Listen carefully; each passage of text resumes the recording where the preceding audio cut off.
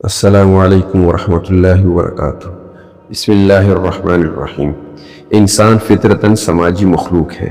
اسے دوسروں کے ساتھ رہنے، بات چیت کرنے اور احساس تعلق رکھنے کی ضرورت ہوتی ہے، لیکن جب انسان تنہائی میں رہنے لگتا ہے، لوگوں سے کٹ جاتا ہے، تو یہ صرف عادت نہیں رہتی بلکہ آہستہ آہستہ ایک نقصان دہ کیفیت بن جاتی ہے۔ آئیے جانتے ہیں تنہائی میں رہنے کے 4 منفی اثرات جو جسم، دماغ اور روح پر گہرا اثر ڈالتے ہیں۔ پہلا اثر، ذہنی دباؤ اور اداسی۔ تنہائی کی سب سے عام نشانی یہ ہے کہ انسان اداسی اور بے چینی محسوس کرنے لگتا ہے۔ جب کوئی بات کرنے والا نہ ہو، دکھ یا خوشی بانٹنے والا نہ ہو، تو دماغ میں منفی خیالات جمع ہونے لگتے ہیں۔ وقت کے ساتھ یہ خیالات ذہنی دباؤ، پریشانی اور یہاں تک کہ ڈپریشن کی شکل اختیار کر لیتے ہیں۔ قرآن میں بھی فرمایا گیا ہے کہ اور ہم نے تمہیں جوڑے جوڑے پیدا کیا، یعنی انسان کو تنہائی کے لیے نہیں بلکہ تعلق کے لیے بنایا گیا ہے۔ دوسرا اثر، دل کی بیماریوں کا خطرہ۔ سائنسی تحقیق کے مطابق جو لوگ زیادہ تر اکیلے رہتے ہیں، ان میں دل کی بیماریوں اور بلڈ پریشر بڑھنے کا امکان زیادہ ہوتا ہے۔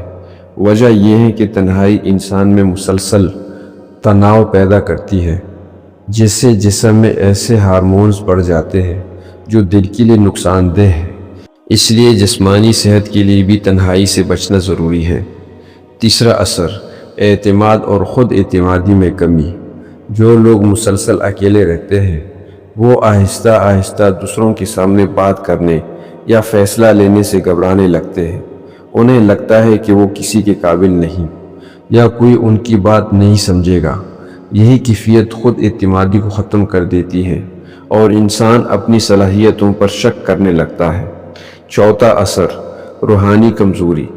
جب انسان دوسروں سے کٹ جاتا ہے تو وہ عبادت، ذکر یا دین کی محفلوں سے بھی دور ہو جاتا ہے۔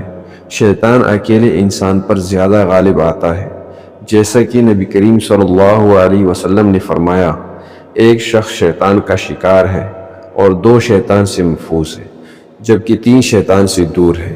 اس لیے دین اور ایمان کے لحاظ سے بھی تنہائی خطرناک ہو سکتی ہے۔ آخر میں یاد رکھیں، کبھی کبھی تنہائی اچھی ہوتی ہے، جیسے عبادت، غور و فکر یا دعا کے وقت، لیکن اگر تنہائی مستقل عادت بن جائے تو یہ انسان کو اندر سے توڑ دیتی ہے۔ دوسروں سے میل جول رکھیں، خاندان اور دوستوں کے ساتھ وقت گزاریں، نیک صحبت اختیار کریں اور اللہ سے تعلق مضبوط بنائیں۔